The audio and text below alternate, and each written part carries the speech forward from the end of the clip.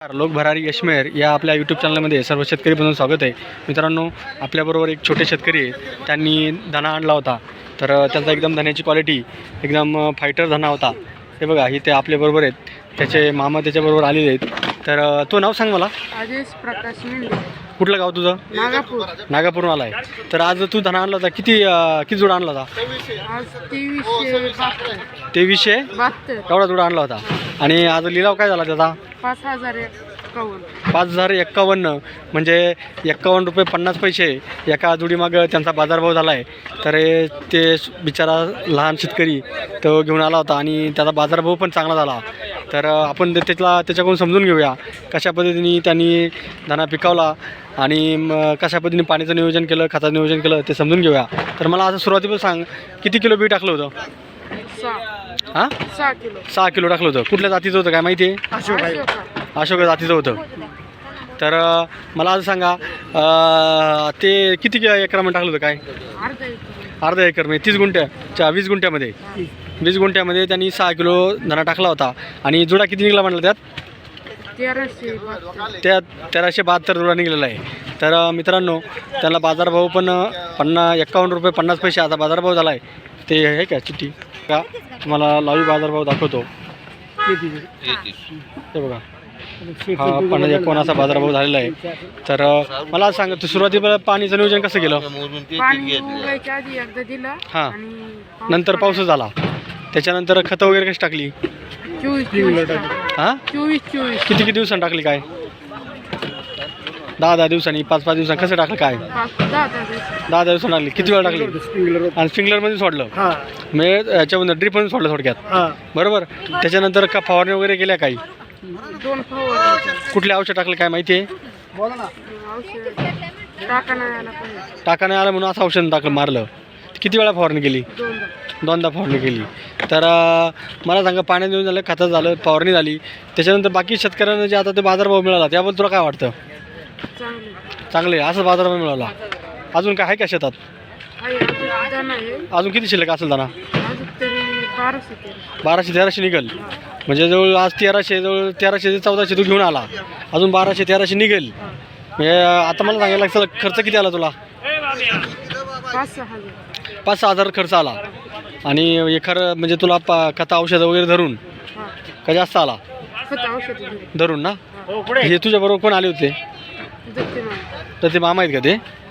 चालेल, हे मामाबरोबर आले होते आणि त्यांनी स्वतः असा एकदम फायटर धना पिकवला आणि त्यांना बाजारभाव पण मिळाला. त्याबद्दल हे आपले छोटे हे त्याच्याबरोबर बंधू आले होते, ते पण आले, त्यांनी पण चांगला बाजारभाव झाला. तर त्याबद्दल ते खुश आहेत. तर बाकी शेतकऱ्यांना काय सांगतील? काय तुला सांगता येईल का, बोलता येईल काही? नाही ना. चाल, कितीला आहे तू शाळेत? 11वीला आहे ना. बरं चालेल, धन्यवाद. आपल्याबरोबर अजून एक शेतकरी आहेत, त्यांनी धना आणला होता. तर एकदम फायटर असा धना आहे. त्यांच्या धन्याला काय बाजारभाव झाला आहे त्यांच्याकडून समजून घेऊया आणि त्यांच्याकडून कशा पद्धतीने त्यांनी पिकवला आणि काय नियोजन केलं होतं पाण्याचं, खताचं, ते पण समजून घेऊया. तर मला आज सांगा, आपलं नाव काय? मी शेतकरी बाबाजी कुंडे, पारगाव शिंगवेचे शेतकरी आहेत. तर त्यांनी धना आणला होता. तर धना किती किलो, आज किती जुडा आणला तुम्ही? हे 900 जुडा आहे. 900 जुडा आहे. हां, अजून काही शेतात जुडा आहे का? नाही ना, खोडवा आहे. हा खोडवा आहे. तरी बघा, एकदम फायटर धना आहे. आणि त्यांचा बाजारभाव काय झाला आहे तर हे तुम्हाला मी लाईव्ह दाखवतो आहे. हे बघा, 5301 बाजारभाव त्यांना झालेला आहे. आणि आता हा जो बाजारभाव झालेला आहे त्यावर तुम्हाला काय वाटतंय? समाधानी. तुमची काय अपेक्षा होती? आमची अपेक्षा काय? आमची अपेक्षा होती 3-3.5 गेला तरी चांगले. हां, म्हणजे 3.5च्या पुढे अपेक्षा होती, तर त्यापेक्षा जास्त झाला. बरं, तर मला असं सांगा, तुम्ही किती किलो बी टाकलं होतं? मी 8 किलो टाकलं. 8 किलो बी टाकलं होतं. कुठल्या जातीचं होतं काय? आरोमा म्हणजे चायनाचं आहे ना ते? चायना अशोका म्हणून जे आहे, त्या आरोमा म्हणून एक ब्रँड आहे त्यांचा, त्याचं त्यांनी टाकलं होतं. आणि त्यांनी हा खोडवा धरलेला आहे. खोडव्यामध्ये तो एकदम असा बघा, एकदम लसलशीत, हिरवागार आणि टवटवीत अशी त्यांना धना घेऊन आला आहे. बाजारभाव पण त्यांचा चांगला मिळाला, त्यांचं नशीब चांगलं. आणि एवढ्या पावसामध्ये त्यांनी पिकवली. 1 नंबर मार्केट झालं मार्केटमध्ये. तर मला सांगा, आता तुम्ही पाण्याचं नियोजन कसं केलं होतं? पाण्याचं नियोजन एकच पाणी दिलं. पाऊस उघडल्यानंतर एकच पाणी दिलं. ते पाटपाणी का? पाटपाणी त्यांनी दिलं. त्याच्यानंतर खतं कुठे टाकली? युरिया सोडला 1 फक्त आणि 1 शिपली घेतली आपली साधी. बस एवढंच केलं. एवढं फवारणी केल्या. पाच त्याला किती दिवसात काढा आला? साधारणतः पडल्याच्या पुढं हां 15 दिवसात परत 15-20 दिवस आलं. 15 दिवस पावसाचे पाण्याचा फरक पडला म्हणायचं आपलं पाट पाण्यापेक्षा. म्हणजे त्याच्यामुळे एवढी काळोखी वगैरे सगळं एकदम जुळून आलं सगळं. तर मला सांगा, हे झालं तुमचं याचं सगळं नियोजन खतं औषधं फवारणीचं. आता जे तुम्ही परत काय शेतात काय करणार आहे का आता? शेतात आता सध्या नाही काही करणार, काहीच नाही करणार. परत काय नियोजन करायचं? नियोजन नाही सध्या काय. काहीच नाही. तर मला सांगा, आता हे तुम्ही जे पिकवलं हे तुम्हाला बाजारभाव पण चांगला मिळाला, याबद्दल बाकीच्या शेतकऱ्यांना काय सांगू इच्छिता? बाकीच्या शेतकऱ्यांनी पण थोडंसं नियोजन केलं पाहिजे. हां. खताचं औषधं चिपणी हां व्यवस्थित केलं पाहिजे. बरं. आता हे किती किलोचा होता तुम्ही? हां किती किलो आणि किती एकरात होता? हा 20 गुंठ्यात होता. 20 गुंठ्यात होता. आणि किती जुडा निघला म्हणले? पहिला 3,500 निघाला. हां आणि आता 900 950 म्हणजे पहिला 3.5 आणि नंतर 950 एवढा जोड निघाला, म्हणजे चांगला निघाला जोडा. चांगला आहे. तर मला सांगा, आता याला तुम्हाला खर्च किती आला?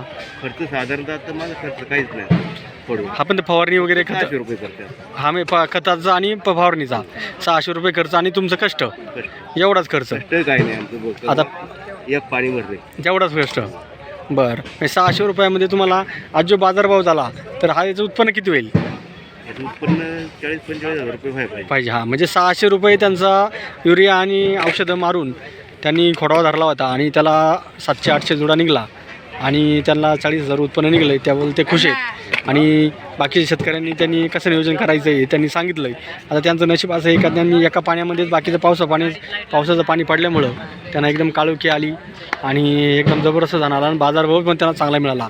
तर अशा सर्व शेतकऱ्यांनी आदर्श करून याप्रमाणे आपल्या पिकाचं नियोजन करून अशा पद्धतीने भाजीपाला पिकावा आणि मार्केटमध्ये आणावा, म्हणजे मार्केटमधला बाजारभाव चांगला मिळतो. तर मित्रांनो, धन्यवाद.